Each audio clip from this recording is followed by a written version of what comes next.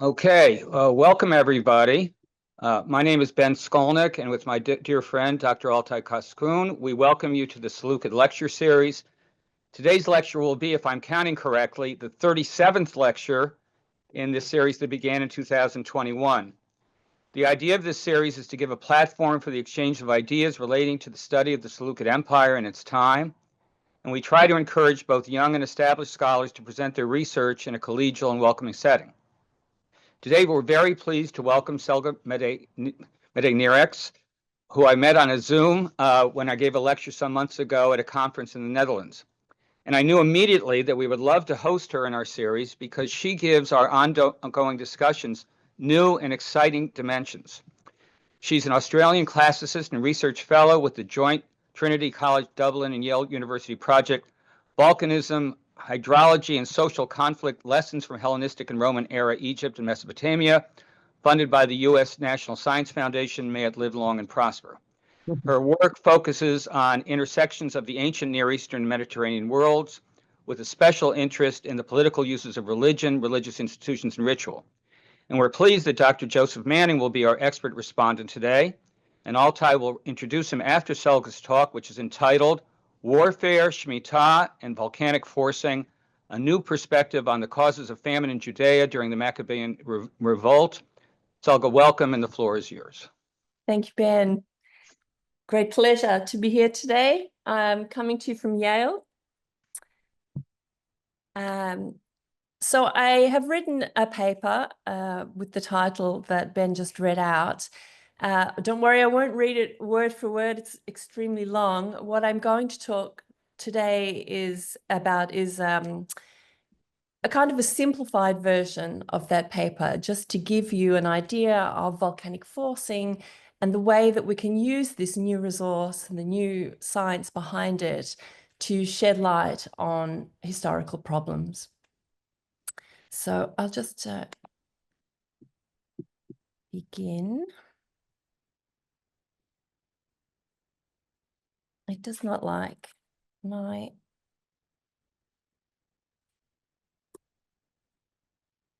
Yeah. You had it a second ago. Yeah, it's not... Well, if you'd like, I can share my screen. Here we are. Apologies. Okay. There we go. All right. So the historical and religious circumstances of the Jewish revolt against Seleukid rule in the 160s BCE have been examined minutely over the years. It was a pivotal decade for Jewish identity politics, which laid the groundwork for the independent kingdom of Judea that followed less than 20 years later. Midway through the rebellion, the regaining of the Jerusalem temple and restoration of the Yahweh cult was commemorated with the very first Hanukkah festival, which is still celebrated today, as you know. But one aspect of this critical period has hardly received any attention. The biblical books of the Maccabees and the account of the historian Josephus say that the outcomes of the rebellion were affected by two famines that occurred during the decade. So we'll just read the quotations from the Maccabees. So we read, "The soldiers of the king's army went up to Jerusalem against them, and the king encamped in Judea and at Mount Zion. He made peace with the men of Bet-zur, and they evacuated the city because they had no provisions there to withstand a siege, since it was a sabbatical year for the land. So the king took Bet-zur and stationed a guard there to hold it. Then he encamped before the sanctuary for many days. He set up siege towers, engines of war to throw fire and stones, machines to shoot arrows and catapults. The Jews also made engines of war to match theirs and fought for many days, but they had no food in storage because it was the 7th year. Those who found safety in Judea from the Gentiles had consumed the last of the stores. Few men were left in the sanctuary because famine had prevailed over the rest, and they had been scattered each to his own place." The first famine, in spring 163 BCE, is blamed on the coincidence of warfare with the sabbatical year, that is, a year during which the land lay unattended for religious reasons.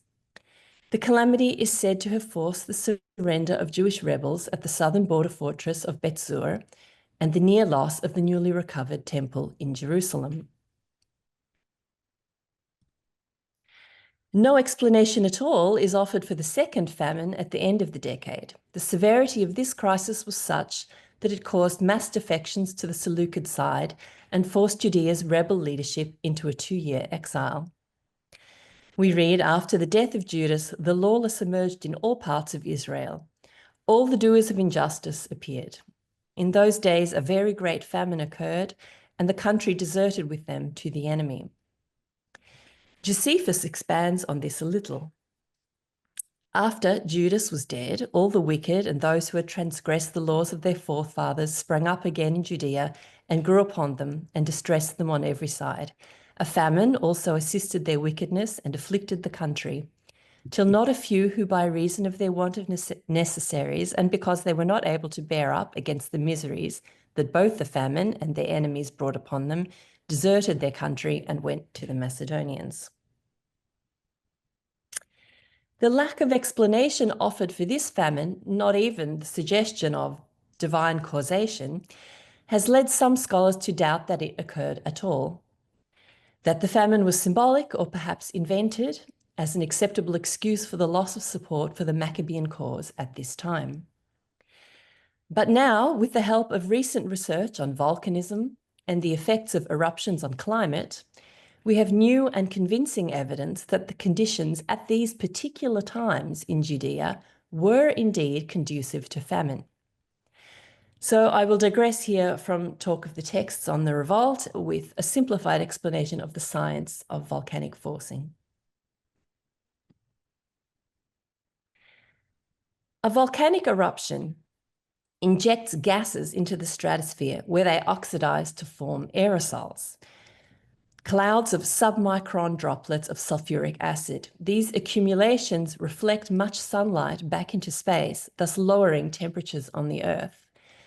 And I know this is a counterintuitive idea because when you think of volcanic eruptions, you think of heat and lava and magma and so on.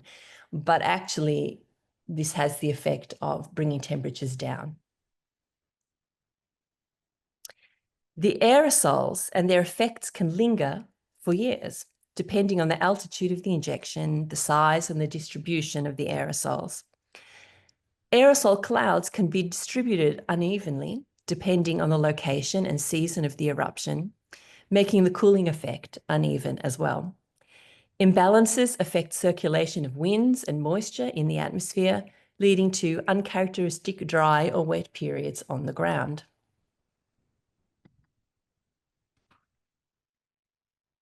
A sample of the atmospheric sulfates eventually falls down under the force of gravity and is captured in the polar ice sheets. You can see the dark striations in my photo of this iceberg. Measurements of the volume of sulfates enables an estimate of the climate forcing potential of each event. The information is not much use from an iceberg because the ice is separated from its context and there is no way to date the eruptions. But an ice core sample starts at a known datable point. And since 2015, the layers can be dated with precision to within 1 or 2 years across millennia. It really is a remarkable and a fantastic new source of information about climate conditions at any point of time, almost anywhere on the globe.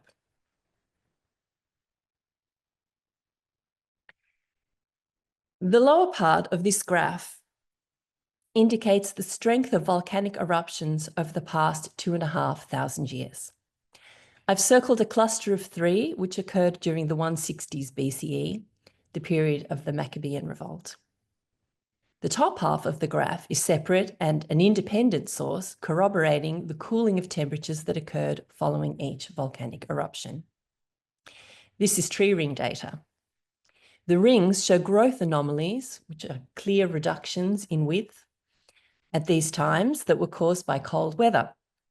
You can see very clearly that 2 of the 3 160s eruptions coincided with some of the coldest periods of the past 2,500 years.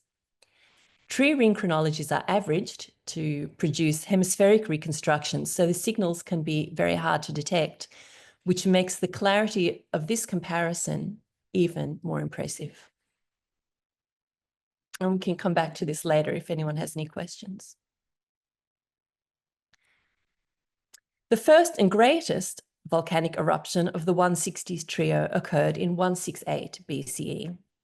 It was a major tropical event whose aftermath was apparently witnessed by Roman soldiers on the eve of the Battle of Pydna in Macedonia. The anomalies they observed were interpreted as lunar eclipse phenomena. Plutarch wrote, "Now when night had come, and the soldiers after supper were betaking themselves to rest and sleep, on a sudden the moon, which was full and high in the heavens, grew dark, lost its light, took on all sorts of colours in succession, and finally disappeared."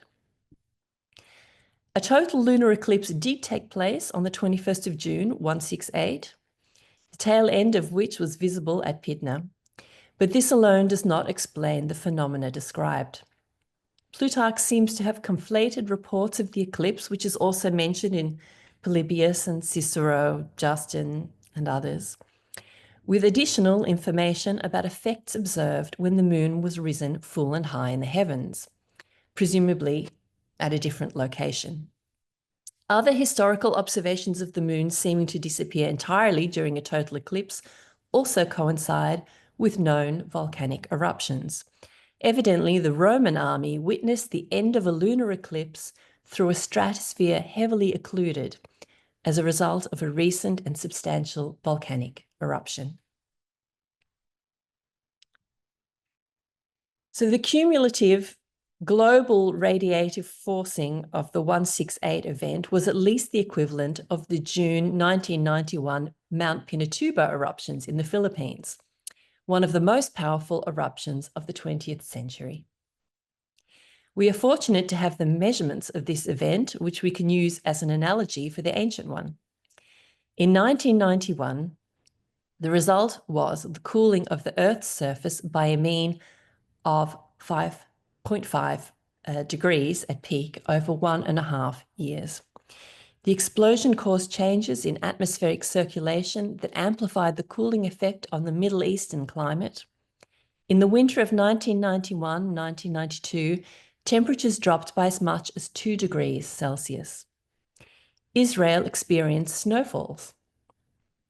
Studies of mass coral death in the Gulf of Eilat show air temperature anomalies to have been primarily responsible.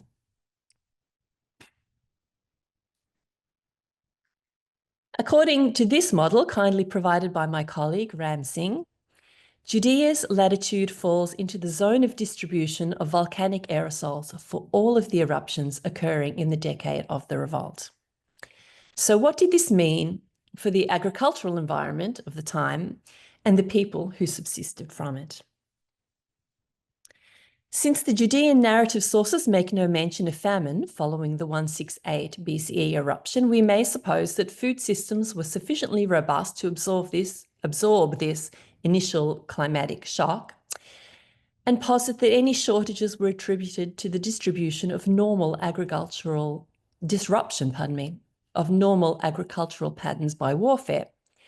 At the time, you may know, the Seleukid king Antiochus IV had sent forces to quell unrest in Cilicia and in Judea and to occupy Jerusalem.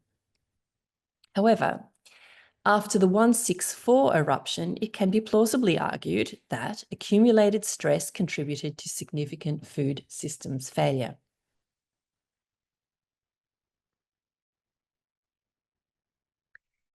Modelling shows that weather cycles were interrupted, unseasonal weather occurred, and this must have had an effect on crops.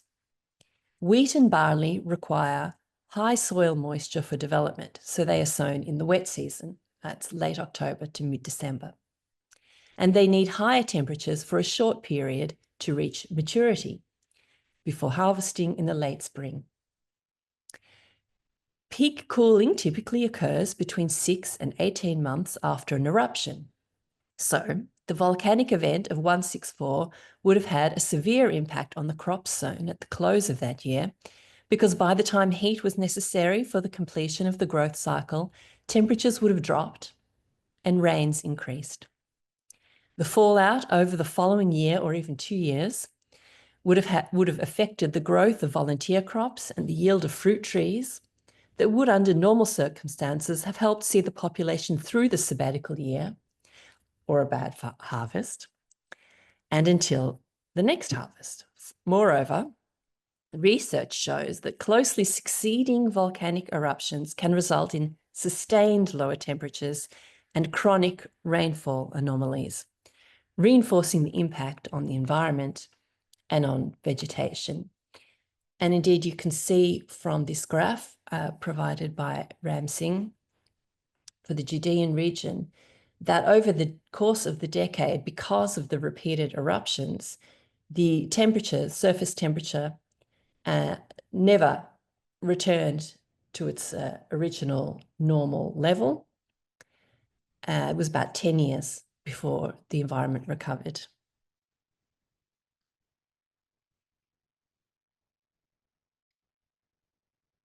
Food shortfalls could be bridged in several ways, such as foraging or relying on alternative foods. 2 Maccabees tells us that subsistence on wild foods was not unknown to Judas's generation.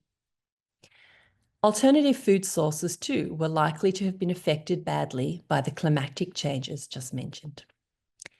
A solution would have been to increase imports of foodstuffs. However, Judea in this period shows some signs of economic segregation. Investigations at Betzur, the fortress mentioned earlier, turned up not one piece of imported pottery. Boundary stones erected during the post-revolt occupation at Giza demarcated Jewish agricultural land that belonged to it, about 4 kilometers square. And beyond that was the land owned by men with Greek names.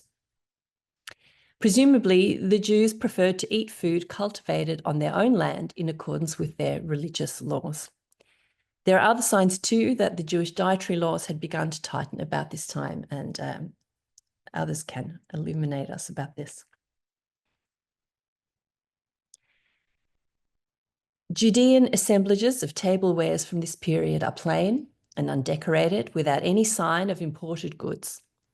Jewish communities were small and agricultural, and in normal circumstances, self-sustaining.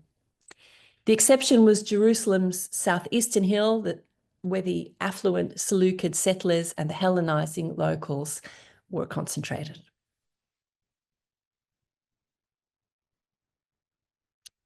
Given the new climate data, we would expect that the settlements around Judea might also show evidence of famine in this period. But the archaeology reveals something different. They display luxury items, including decorated tablewares, and large quantities of heavy amphoras imported from the Aegean and Mediterranean, signalling a well-organized supply and market network. Their continued prosperity in difficult times was evidently the result of long-standing commercial connections and a diverse economic base. Unlike their Judean neighbours, there seems to have been no reluctance to engage with the Seleukid-controlled trade networks.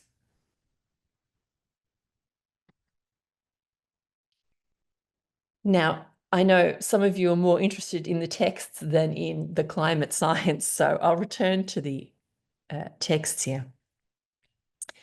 The explanation offered by First Maccabees for the first famine is difficult to reconcile with what we know today of the sequence of events in Judea in the 160s BCE. From autumn 165 until spring 163, Judea actually enjoyed more than a year of freedom from armed conflict with the Seleukid military. According to 2 Maccabees, the Jews went about their farming.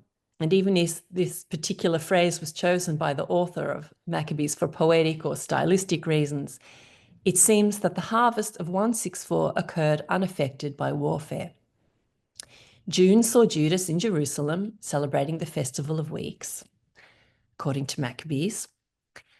This was the time of offerings associated with the wheat harvest. And there is no indication in the textual sources of agricultural difficulties or agricultural evidence, archaeological evidence arising from, say, extensive damage to orchards or vines in the preceding period of fighting, nor indeed of any hindrance to preparations for the sabbatical or fallow year that would begin in September. The storehouses of the capital's temples should have been replete with tithes of grain, wine, and oil, sufficient for ceremonial offerings, as well as the maintenance of temple workers. Similarly, the grain pits at Bet Zur, an economically diverse and well-provisioned border town, should have been full. It was only in the spring of 163 that hostilities resumed, when Judas's men besieged the Seleukid garrison at the Acra, the citadel that overlooked the approach to the Jerusalem temple. The Seleukid army proper returned to restore order. By summer or perhaps early autumn, the rebels were holed up inside the Jerusalem temple complex and also in their fortress at Bet Zur, and Judea was suffering from famine. First Maccabees attributes the absence of food stores in part to the presence of refugees in Judea seeking escape from the Seleukid threat. But there must now be some doubt about the weight of blame placed upon this contingent, given the absence of warfare in the immediately preceding period. Even if Judas and his brother Simon's recent consolidation activities on the coast, in Galilee and in the Transjordan, had encouraged the return of some expatriate Jews to Judea, a sudden influx of people sufficiently numerous to obliterate provisions laid aside for an entire sabbatical year seems unlikely, and mass relocation to Jerusalem at the time of the siege of the Acra and the subsequent return of the Seleukid army, and so towards rather than away from the battle zone, is equally improbable. The Josephine accounts of the events make no reference to refugees at all. Factors other than warfare and the connected displacement of people must have at least contributed to the critical dearth of food supplies and the rise in numbers making demands. The authors of the Maccabean books and Josephus too recognize this implicitly, pointing a finger at the sabbatical year. But as we have seen, preparations for the sabbatical year cannot have been as robust as they should have been the case. Crops sown in 164 were most probably affected badly by the environmental conditions, and yields must have been poor.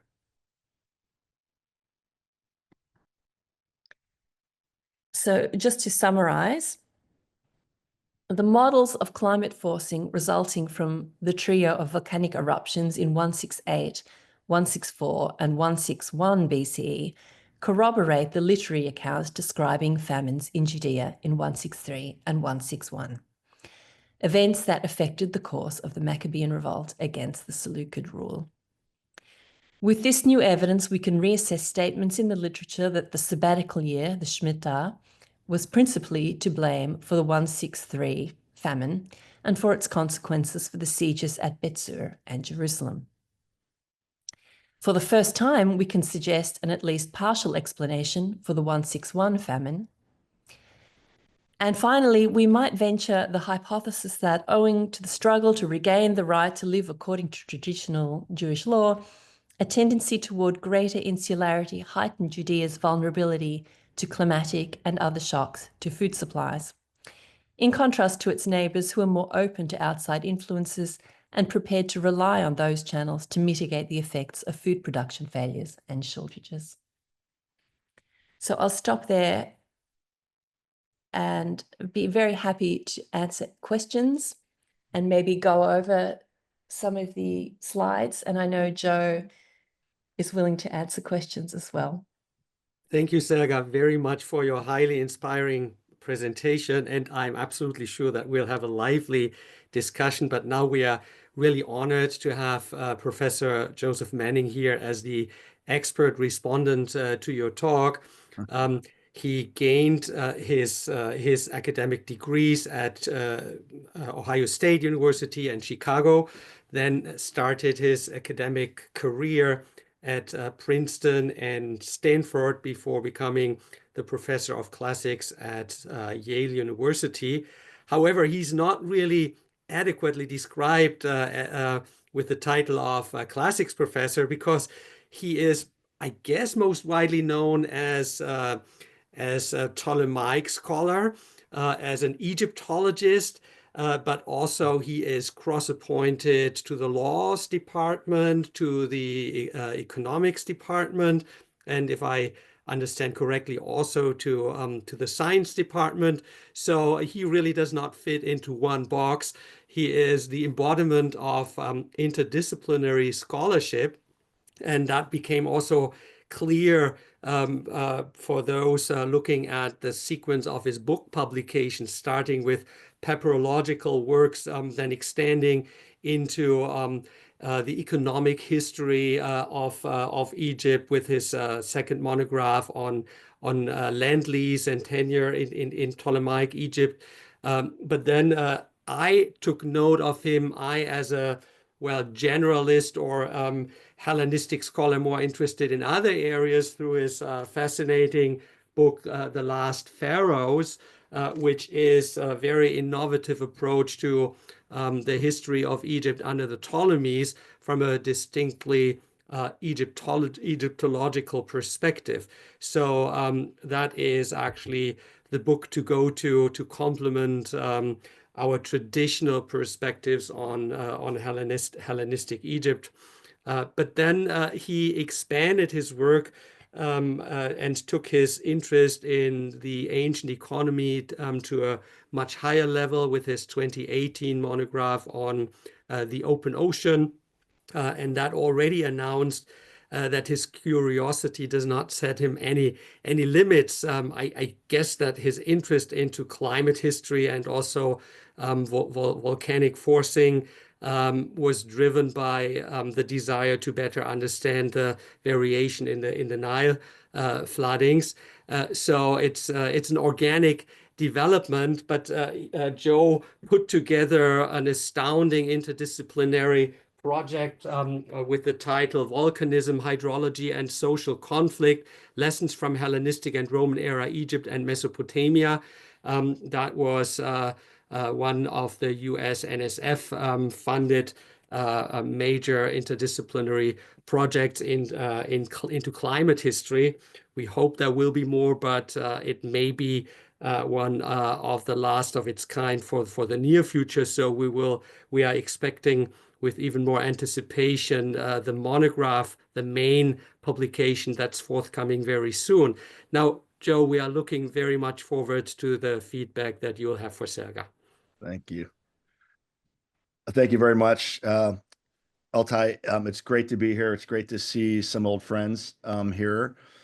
I should emphasize that the National Science Foundation project, which has now formally come to an end, actually today, as I submit the final report of the project. And I think we have about 20 years of work now to do. So we have to find funding somewhere. Selga and Francis Ludlow at Trinity College Dublin have been integral to the project. It's a small but really great team we have of scientists, social scientists, historians, climate historians. So it's a strange way to work, but it's the way we have to work in this field, integrating science and history together. It's in some ways a new field. It can go back 100 years, but what's new about it really, and what's driving it, is the new climate science, which is increasingly precise. Just briefly, my interest in this whole area goes back to first week of graduate school at the University of Chicago, where Karl Butzer was professor for a year or two. Then he left for Texas as Chicago decided to close the geography department down. But Karl Butzer on Nile River variability, that captured me instantly as a first-year graduate student. I never lost that. And the amazing thing about Butzer's work, of course, it was largely intuitive. There's not a lot of science really in early hydraulic civilization, for example, that classic book. Now there's quite a bit of science, and that's what our project has done, looking at Nile River variability. And I should remind everyone that it's not just volcanoes. There's other sources of the variability too. So we're building a more complex picture. And I think Selga's brilliant lecture today also suggests that there's a lot of complexity We have to deal with more complexity now. It's not a simple explanation, nor is it determinism to say volcanic eruptions cause X, Y, or Z. No, we don't say that. We never claim that. It's just one more bit of complexity, these sort of shocks. So that's just kind of preliminary. Volcanoes are fascinating, of course, just by themselves. And this is relatively new. So this might come as a surprise to you. It comes as a surprise to a lot of historians, I think, still. But it's now firmly established, actually 2 years ago in a major article, that large volcanic eruptions, not all of them, they have to inject sulfates into the stratosphere, so they have to be usually quite explosive eruptions. They are the number one, the most important driver of short-term variability of climate in the Holocene. Full stop, end of paragraph. So volcanoes are extraordinarily important for short-term climate variability everywhere. So that's number one. Number two is because of ice core geochemistry, we can date volcanic eruptions in polar ice, primarily Greenland and Antarctica, to within a year, but increasingly more accurate than that. Our ice core person, Joe McConnell at the Desert Research Institute in Reno, is now doing seasonal dating of eruptions in some cases, which is pretty spectacular. And gradually, we're identifying specific volcanoes that erupted. And I think in the case of the 160s, we still have some work to do there. And that matters because the location and the time of the eruption will impact the climate in different ways, particularly the agricultural cycle. So there is some wiggle room or some margin of error here still that we have to be attentive to. But the science is improving, and volcanoes are being identified all the time with tephra analysis in the ice, the small glass sherds that can be found sometimes in the ice. So this is an evolving science. It's changing almost weekly, literally. It's exciting, and I think there's more to come. On the one more thing on the 160s, of course, I care most, I guess, about in my work, Egypt. And large eruptions, we know, are a driver of the East African monsoon variability. That seems clear. And if we have time, I can show you some nice illustrations of why that impacts the monsoon. But large eruptions perturb the monsoon because of atmospheric circulation issues. The climate is a bit different in Judea, of course. It's generally the Mediterranean westerly storm tracks that are the drivers there, but it's connected.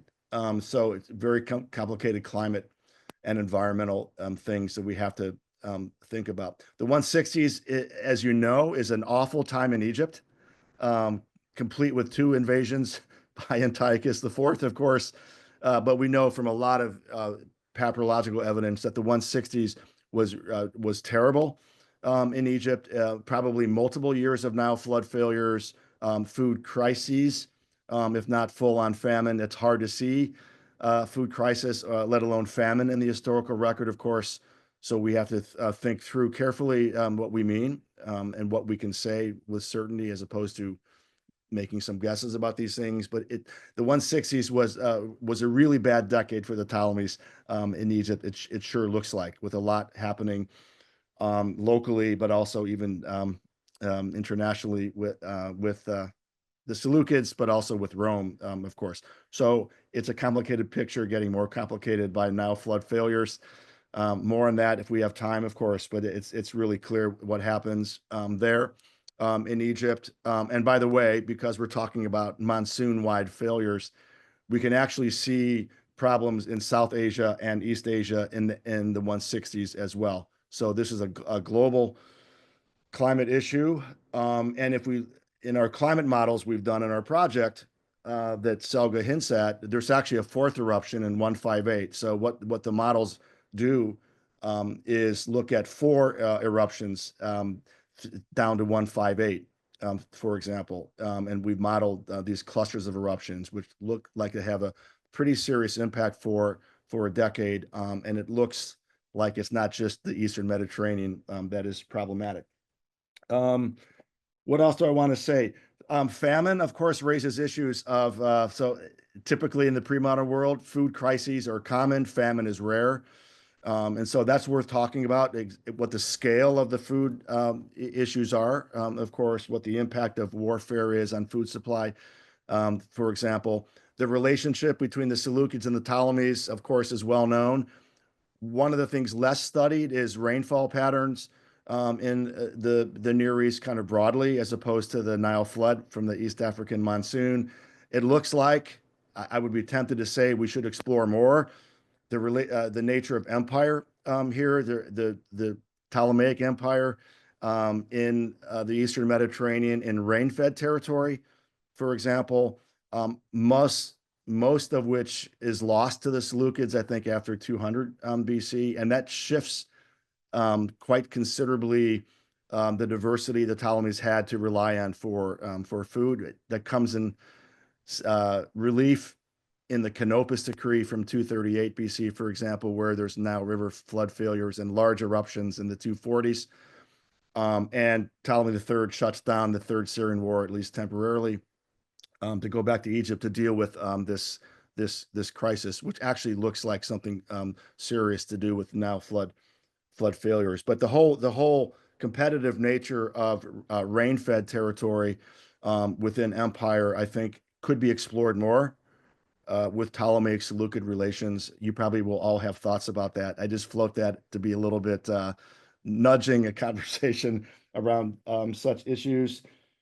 What else do I want to say about the volcanic eruptions? I think one more point, the Selga stressed, I think, certainly the radiative forcing of eruptions does cool the surface of the Earth and shifts atmospheric circulation patterns with the climate system and the sun being the engine of the Earth's climate system, of course. The land, ocean are coupled together. So this has an eruption will cool, it seems like a little bit. Usually maybe it's 1 degree centigrade, really large ones, much more, but it often seems like a small degree or temperature departure. But this has butterfly effects, serious ones of cooling, which can build quite considerable impacts. So that's a complication. And the other thing, of course, to stress is that volcanic forcing not only cools, but it changes precipitation patterns. We can see that in monsoon areas for sure, but it also affects the Atlantic westerlies that flow through the Mediterranean. So it's temperature and precipitation both that we have to be concerned about here. I think that's well illustrated by Selga's paper. I think I'll just stop there. I have lots of slides as well to illustrate things if you want to talk more about the science and the implications of the work. Thank you. Yeah. Thank you. Yeah, I think we'll next be guided by the many questions that will be asked. Not sure, Ben, will you take over? Sure. I know that Altai has 15 questions. I have 7, but so that we don't monopolize this, would somebody like to start the questioning? Well, I do start. I was trying to start you because yeah, I wanted you to take over so that I can ask my question. Okay. That was my strategy behind it. And I'd like to start with something completely unrelated from ancient history, just trying to understand the logic behind the science that you are trying to familiarize ourselves with. I'm completely fascinated. However, I try to relate it to something that can help me understand. And unless I'm misled, in the last 2 or so years, we have seen a very high density of volcanic explosions or eruptions in Iceland, the Canarian Islands. So they in particular come to my mind, but also I think the Etna more active. So there's much more on our minds on the one hand, but on the other hand, the last 2 years have been the highest in the hottest globally in the industrial age. So how do these things together? What am I not getting right to understand the principle that you are trying to explain? Explosive eruptions. So the last eruption, eruptions happen every day. The last eruption that affected the global climate system is Pinatubo in 1991. And Pinatubo was important, as Selga stressed well, and Selga come in the conversation. Because Pinatubo has been studied instrumentally by satellites, and there's only 2 eruptions, large ones, that have been studied by instruments.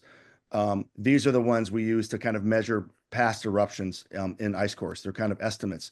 But that line with the tree rings and the volcanic sequence that Selga shows, there's a gray dotted line there. There's a gray dotted line with -7 watts per square meter radiative forcing. That's Pinatubo. So you can measure eruptions with respect to Mount Pinatubo.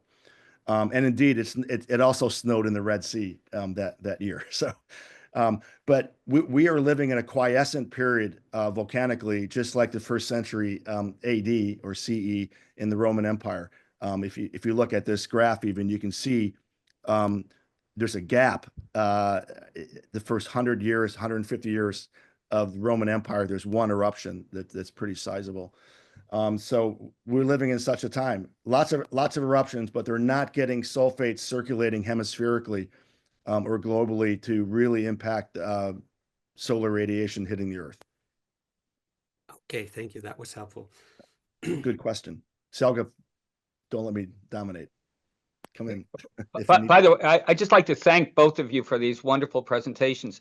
If I could redirect things to more of the textual things, and this is more to Selga, I think.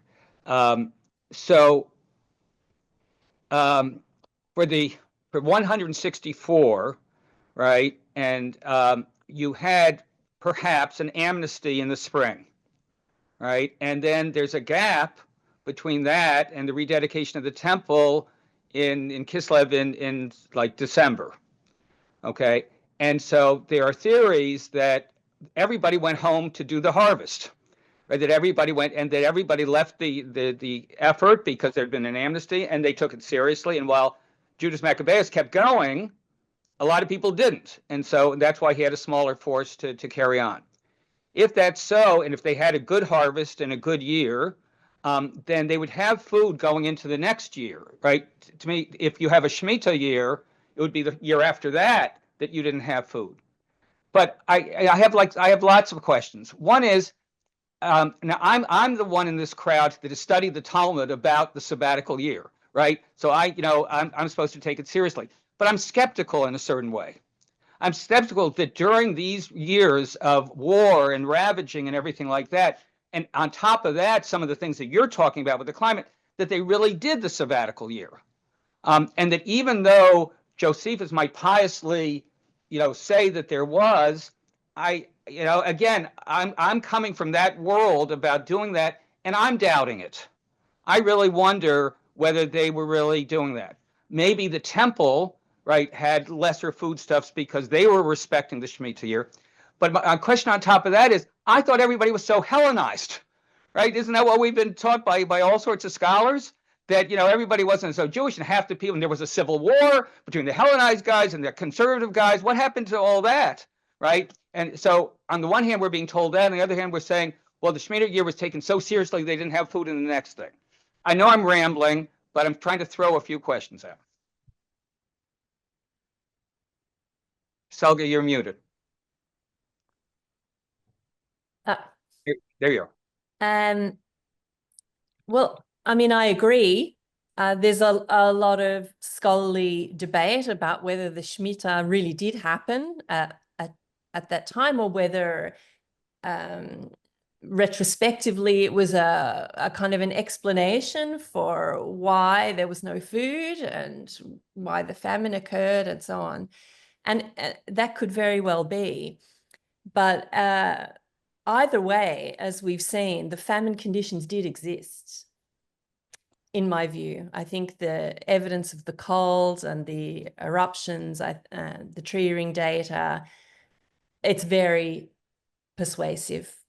So well, I guess what I'm saying is my view would be that there was insufficient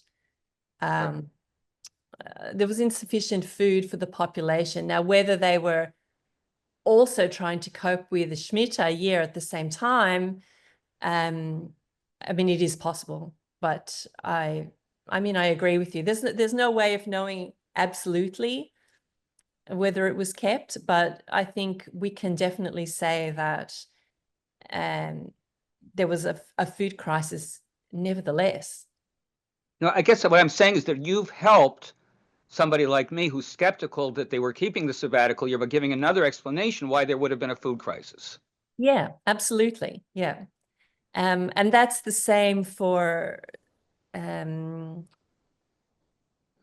there's a lot of debate about the year the temple was rededicated. I think I read an article of yours, Ben, actually, about you were saying the year, wherever I've written it down here, that it may have been a year later. Is that right? That's probably from me. Oh, Yeah. yes, it was yours. Sorry. Yeah. I'll say yeah. So, I mean, whether that's true or not, the environmental conditions were still there that led to food shortages. So, yeah, if I may chime in here, you know what I mean? Yeah. so I think the research that I did from 2017 to 2019, and most of it is yet unpublished, on the chronology of the Maccabean Revolt. Oh yeah, it was the Shmittah year you wrote about. Yeah, I had no idea really about the Shmittah when I started it. I just wanted to see how is the Seleukid era applied in First and Second Maccabees, and how can we make sense chronologically of all the events. And in fact, I think I found out quite a lot. But when it then came to testing my chronological findings with the Shmittah, which should have been an independent layer, every year seemed to be off.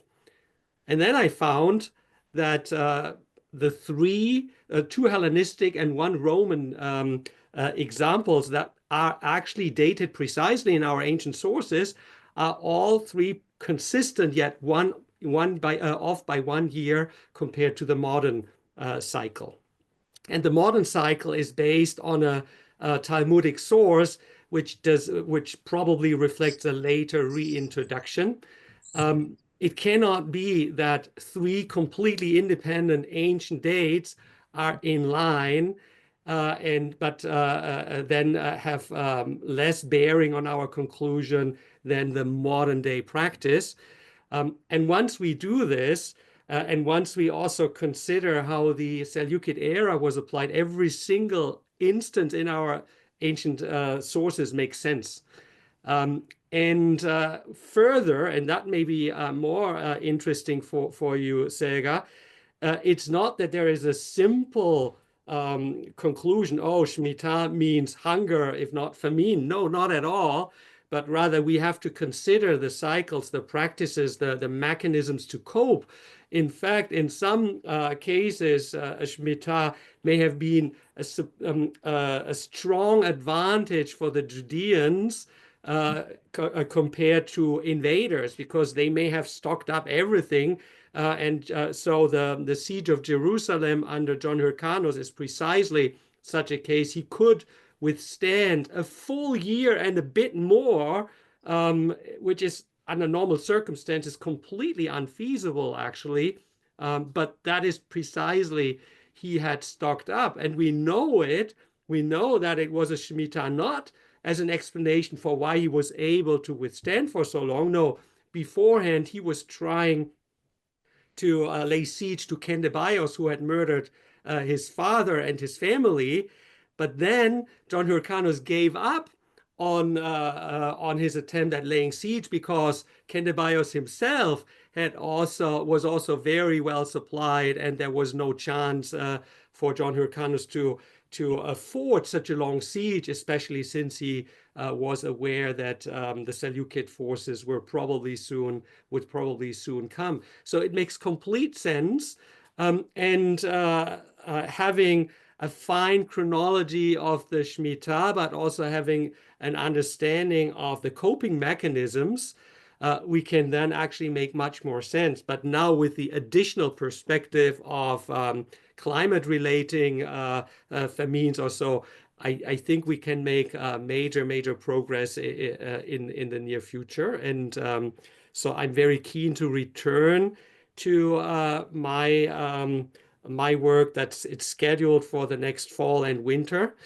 for Seleukid Perspectives Volume 4, Judean Responses to the Seleukids, where I'd like to, well, summarize and finish up for publication. And I'd be very keen to draw on your results as well. Well, happy to help. Yeah, absolutely. Are there questions from others? Ori. I have a comment. I'm sorry, is that Susan? Okay, I'm sorry. We'll get you next. Okay. Yes. Okay. Susan, go ahead. Okay.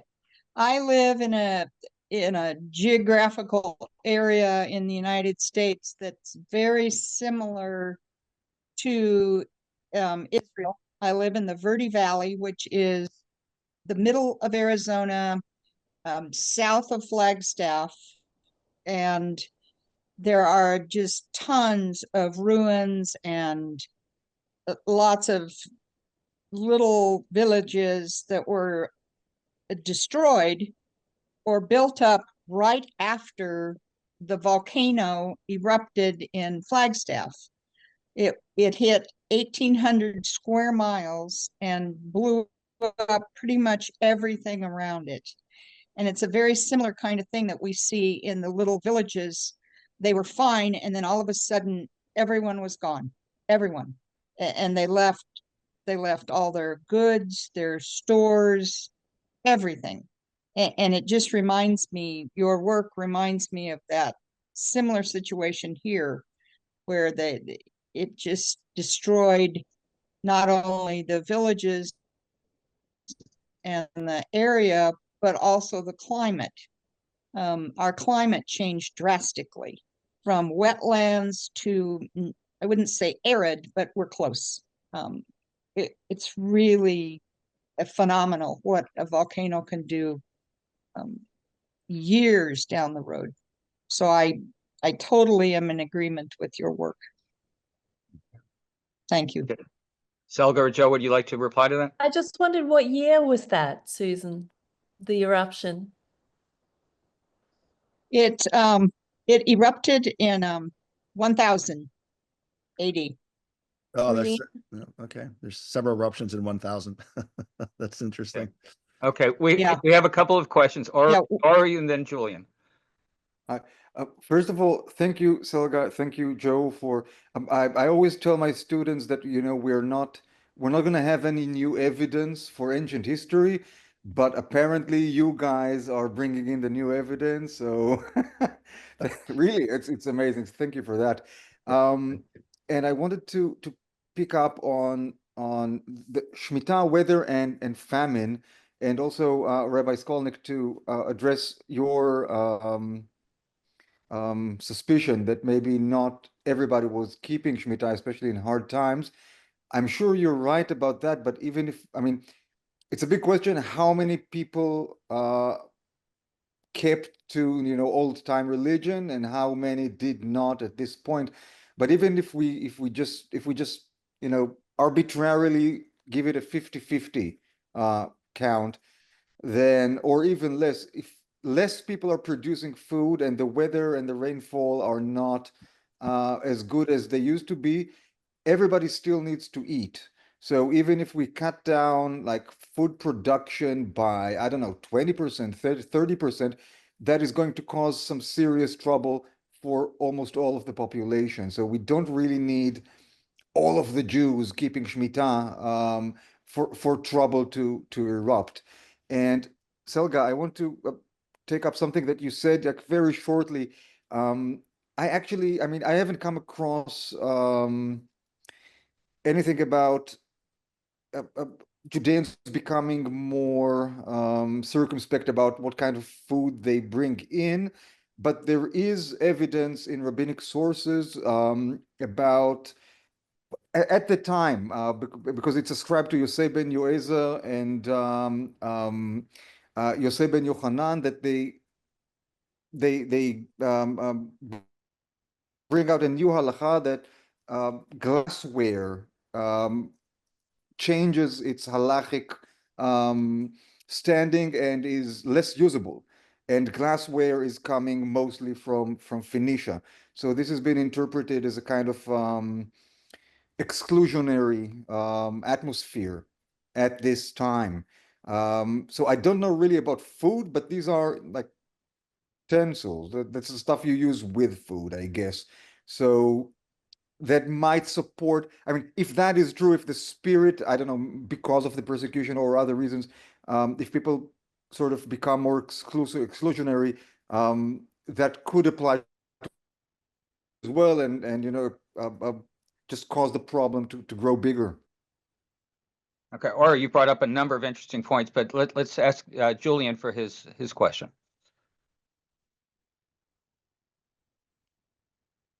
Yeah, thank you, first of all, for the talk and the comment. Very interesting. And as others have said, it's very interesting to see how new evidence can actually come into play here. And my question is also in that regard, because at the end you said that Judea might have been particularly prone to such climatic changes, Selga especially, because of tendency towards greater insularity and, of course, the traditional Jewish law. And I imagine this would have also been the case in subsequent decades under the Hasmoneans. I do, of course, not know about the volcanic eruptions in the further 2nd and 1st century BC, nor do I know how much you've researched that, but I'd just be interested if there are any other cases in the history of Judea in this period, let's say until the end of the Second Temple period, where we can possibly see any connections with famines and volcanic eruptions. Yeah, I don't know how much that has been researched yet, but yeah, I was just thinking of how to transfer it to the subsequent history. I haven't explored any myself, but I definitely think that there are. I know there are some. There was later in the Roman period, definitely, there would be some information. I haven't gone into it here. Okay. But I think also. Ori, your comment was very interesting. I think it would be very natural after struggling to regain your traditional laws and the independence and the fighting and a lot of deaths, that it would be very natural for the Jewish people or any people in those circumstances really to turn more to their own traditions and to, shall we say, renew older traditions like the Shmittah and so forth. I wouldn't be surprised at all by that. And just as a kind of an anthropological observation there. So I don't think it's unreasonable to make those assumptions in favor of those practices at all. And that's my opinion, obviously. I don't think that necessarily we're ever going to find proof one way or the other that, you know, the Shmittah was practiced in this period and it was, you know, on such and such a year. I really don't know if that's possible. But yeah, I wouldn't be surprised at all. If I can add a fun fact, and this is partly, you know, to respond to Ori, who was the high priest during that year? It was still Menelaus. I mean, I'm saying this in a very enjoyable way. You know, he was supposedly such a Hellenizer, and he was presiding over the Shemitah year because he was high priest into 162 before he was executed.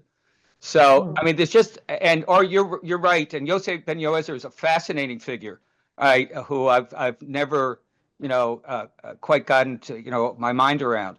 But there's a lot of things going on, and so you might have a turning inwards, I think you're saying, Selga, like you had after the Holocaust, right? A turning inwards, towards the traditions.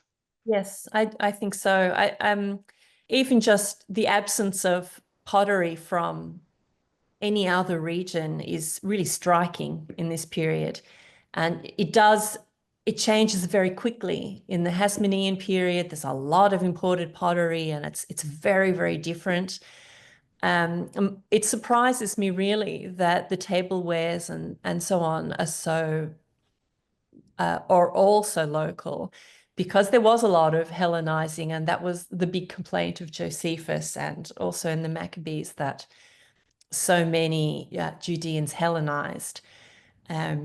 But the archaeology in this particular period doesn't reflect that, which is an interesting point. Right. Altai. Oh, let's get Joe first. Let's get Joe. Sorry, just going to add a footnote to Julian's question about, the main point of the work, I think, is that the eruptions and the climate reconstructions, the climate models, should, we hope, we ask historians to say, go back and reconsider the sources, basically. Not that this is everything, but can you go back and find things that maybe you can't see, or have not been noticed. And the 43 BC eruption that we've worked on quite a bit, the Okmuk eruption in Alaska, which is the largest Northern Hemisphere eruption in the last 2,500 years, which has a decadal temperature impact globally. It's famine, certainly in Egypt, famine certainly well documented in China, and very likely in South Asia, in India, except we have no historical records in India in those years, but it just looks like it would have been a major monsoon failure for several years, for example. We don't know. It's just like, go back and can you find things archaeologically or historically? 43 BC to 33 BC would certainly be a decade I would inquire, because we know the impact, I think, in Egypt. It's a pretty critical time. In Rome, we think from the models, it looks like it's very cold and very wet in northern Mediterranean world. We think that would have had an impact. Of course, the criticism, we don't have time series of grain prices, and it's true, we don't. But I think there's more to do with this sort of thing, identifying periods, especially decades, that look like they would have been perturbed climatologically. Can we reconsider the historical evidence? Anyway, that's just like a footnote to Julian's question. Okay, Altai. So it's a funny thing. I'm the secular guy. You are the rabbi, Ben. And if I look at, or when I look at the historical evidence we have, then I think the argument for the widespread practice of Shmittah is there and is strong, rather than the opposite. What is it that has weakened the evidence in our modern perception is the confused dating. The confused dating made people believe, oh, it's random, it doesn't fit together, and possibly Josephus or his sources used the Shmittah as an apology for military failure of his heroes. But when we, so the analysis that I did, and which I published in a summarized fashion in my 2021 article, shows it makes complete sense. And it reflects a practice. There's no questioning who did it, who didn't do it. It was done, and it was taken for granted in Judea. There is not much talk about it. Only Josephus, when he first mentions it in his Greek version of his Judean antiquities, he feels the need to explain it to perhaps the diaspora Jews or the Hellenized audience. What is that? So he compares it with the weekly cycle, just to give people an idea. And if I'm not confused, I should have checked it up, but I do think that in the list of privileges that Antiochus III grants the Judeans after taking over Coile Syria is also tax exemption in the 7th year. If I am not confused, I will check it up again, but that would be very strong evidence. And now most scholars are actually inclined to agree with Bickerman that we should accept these letters and grants as historically reliable, even though they have undergone some editing, which is the case for most ancient documents that have gone through a literary tradition. So that would be a strong evidence. And then in the later collection of documents in maybe book 13, where we have the Caesarean decrees and privileges for John Hyrcanus the Younger, I think there is also a record of a tax exemption the 7th year. Again, that's several years ago that I did this research, and I may confuse something, but these pieces of evidence should be considered too, and they seem to reflect a widespread practice, not just one limited to, say, priests or a very narrow caste, but the population at large. I think that Ori has a key to this. Rather than, don't think in terms of all or nothing. If we're finding different phenomena, it's because there were different phenomena, right? If we're finding different practices, it's because there were different. And so I think I like Ori's thing, using the 50% kind of thing, even if just 50% were doing it, or 40 or 60 or whatever it was, that would already have the kind of impact that Selga's looking for. So when I was asking my skeptical questions about, did everybody really do this? What about the Hellenizers? The truth is probably all of the above, and so Ori, thank you, because I think we always try to think of it, was it this or was it that? And as we know, as human beings, right? And, as Ori, as Jewish people, we certainly know that, it's never one thing, right? There's always different things going on. So I think Jews, that's very important. opinions, 4 synagogues. Right. Yes. Except for the synagogue that nobody goes to. Right. If I may add to this, Eric Ruhn wrote a wonderful article on the question of, how Hellenized the Judeans were. Well, he wrote a lot, but it was one article that opened my mind and that questioned the traditional dichotomy between progressive and conservative, Hellenized and traditional. It's very simplistic. Yes. And when you talk about, or when you say, but then it would be Menelaos, right. This implies that you think that someone who is working with the Seleucids, someone who is open to Hellenism, cannot at the same time also embrace No, what I mean is that Menelaus, according to some, is such a Hellenizer. And I'm thinking that maybe, I've always thought that Jason was not such a Hellenizer, and Menelaus was not just such a Hellenizer. But you seem to be forgetting that Jason, the predecessor, the brother of Onias the third, so a more legitimate representative of the traditionals, he is the one who begs for the privilege of turning Jerusalem into a polis, with whatever it may have implied. He was a Hellenizing modernist, and yet he was seen as a representative of the legitimate priest dynasty. This is a different debate, but I'm not so sure. But it's a different debate. Okay. I don't think it's different. I think you can do certain political toadying up to Seleukid stuff and still maintain, a whole religious stance. But what about the gymnasion? If you have a polis, you have a gymnasion. What does that mean? I'm not so sure that was affecting the whole populace. This is a different debate. It's a different debate. It's a good debate, but it's a different debate. But I want to say that Selga and Joe, the kinds of things that you're doing, and a few of us have reflected this, it's like so intellectually healthy. It's like opening us up to new things. But once you say it, well, of course we should be thinking about the climate. Why have we never put that in there? But I guess we didn't have the tools, right? We didn't have the information, and we didn't have the data. But now that you say it, it's almost like anything we'll ever approach, we have to be thinking, well, what was going on, in the environment? So may the National Science Foundation. It's wonderful to have that option now. And for me, it's a great privilege, actually, to be able to say anything new about anything biblical at all. So I'm overjoyed by it. But I think it's going to be a really great resource. I don't know if you remember early in my talk, I mentioned Plutarch and the explanation he gave of the unusual phenomenon in the sky and the unusual eclipse that occurred. It's another example of how climate science can add something to an ancient source, something that we hadn't really thought about before. And I'm just looking forward to many more discoveries like that, I hope. That's terrific. Altai, would you like to announce our next lecture? Not yet. No, I have more questions. I thought that was such a nice roundup. I don't want to impose myself too much, so giving others. Wait, Joe's but trying as to soon say as something. it's getting silent, I have my next question.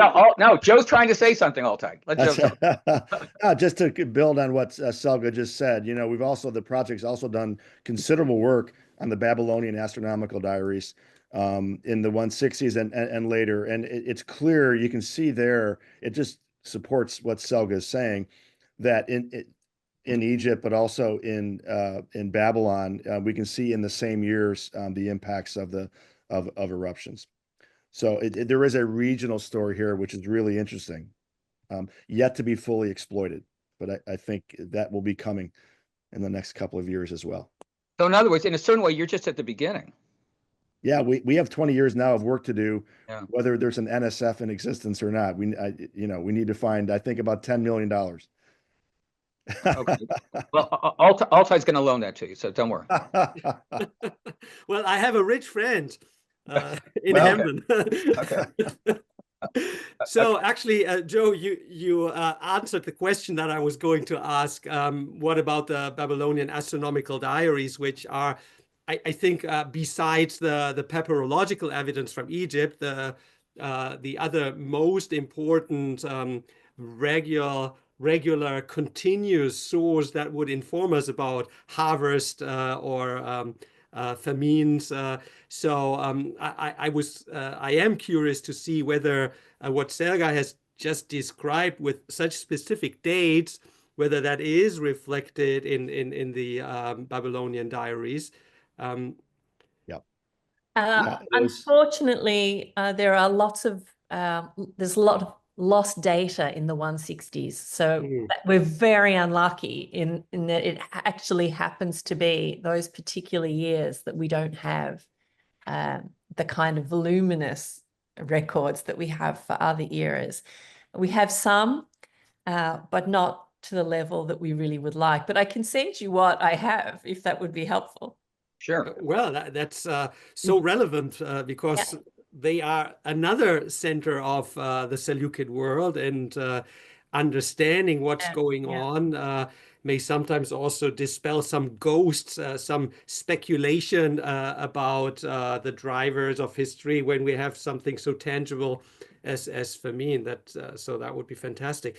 If I may extend that question a little bit, in your presentation, you said something like, was it climate zone or spheres that would or would not be affected from the volcanic forcing? Can you expand a little bit on that? What I did understand is that sometimes the effect may be limited to the northern or southern hemisphere. Absolutely. I can somehow understand, but if it's necessary in order for volcanic forcing to have an effect to go as high as into the atmosphere or stratosphere, how can it then be something more regional? Does it then not have to be, by definition, something global or at least half global? Well, it depends on a lot of factors. One of them is the location of the volcano that erupts. So if, for example, if you find in an ice core, if you find a record of a volcanic eruption in a Greenlandic ice core, you can be sure that the eruption occurred in the northern hemisphere. And if it only appears in an Antarctic ice core, then it occurred in the southern hemisphere. If it occurs in both, if you find the record in both north and south, then you know that the eruption was in the tropical zone. Does that make sense? So the fallout, it's to do with also the winds, the atmospheric conditions, how far the sulfates are pushed into different into different regions. There are a lot of factors. So you can see from the graph that I've put up there, this is a model of how long the effects of the eruption extend over a period. And it depends also on the size of the eruption. There are many, many factors, but the modeling nowadays, this is done by a colleague at NASA who using a NASA based model, and it's very precise. They can compare the instrumental readings of modern eruptions with the models that they've produced for ancient eruptions of similar degree, and it's really accurate, which is great news. So yeah, thanks for this. If I may go a little bit further, in theory, I'm supposed to be the Roman historian. That's my official description here, even though I'm more attracted by the East recently. But anyways, we have the fantastic accounts of Livy, which are quite dense for the Hannibalic War and then the ensuing decades until the Battle of Pydna, more or less. So that's a very solid narrative of what's going on in Italy and the Mediterranean world. But I'm thinking particularly about Italy because we have some references. I cannot date them now because I haven't studied them carefully enough. But I do know that especially the last decade of the 3rd century and then the first 3 decades of the 2nd century are said to have been well, full of plagues and natural disasters, famines, and the one thing that I know a little bit more about are the meteorite showers around 207, 206 BCE in Italy, which then resulted the quest for the Magna Mater and the transfer of Cybele from Pessinus to Rome. So that I studied, but never thinking of any possible connection. So meteorite showers are yet a different phenomenon. But we have these detailed narratives, and I wonder that it's so annoying that the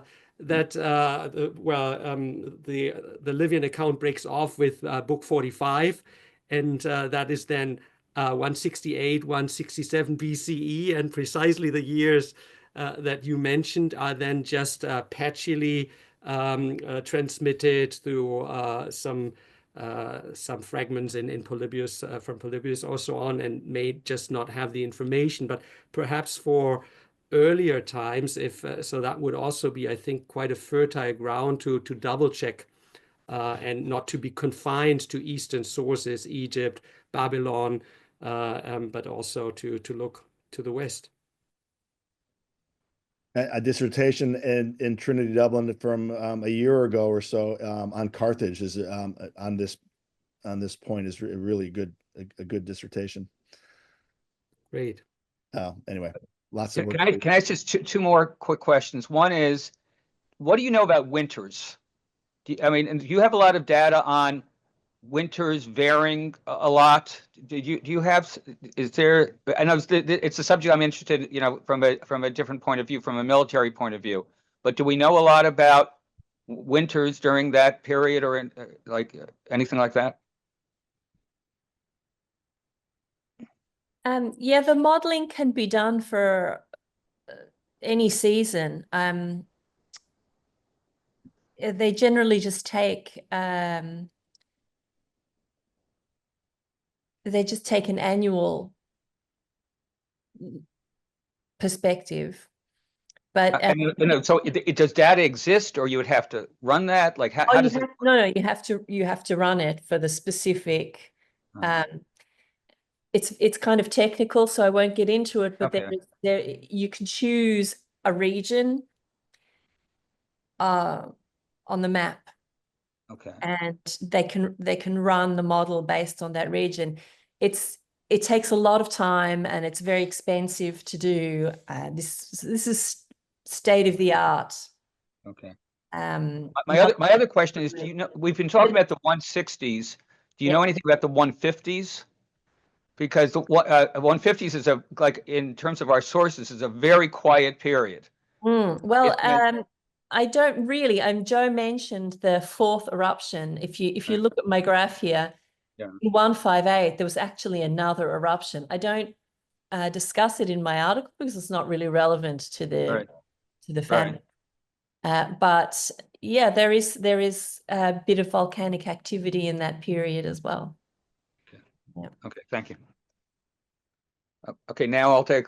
You want to talk about next month? Yeah, well, first of all, let me thank our two speakers once again. That was excellent and stimulating, and I think the discussion will continue, not just in this small circle, but that will have quite an impact on the classics community at large and beyond. So biblical scholars and well, with also perhaps a greater awareness of climate change, climate development, and the complexity of climate development, which and that is something that's quite sobering and may do some good in our politically heated discussions if we are all encouraged to just look at the evidence and its complexity and try to learn from it with some humility and curiosity. So that was a wonderful lesson in this regard. Thank you so much for this.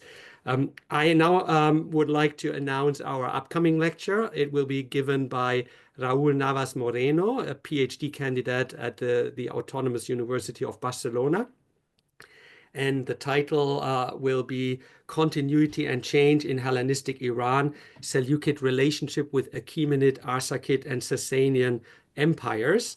And the talk will be on March 19th, again, Seleukid Wednesday, always the third Wednesday. And we will be lucky to have Professor David Engels as the respondent. So having said these, thank you all very much for joining, for contributing, and I look forward to seeing you all again soon.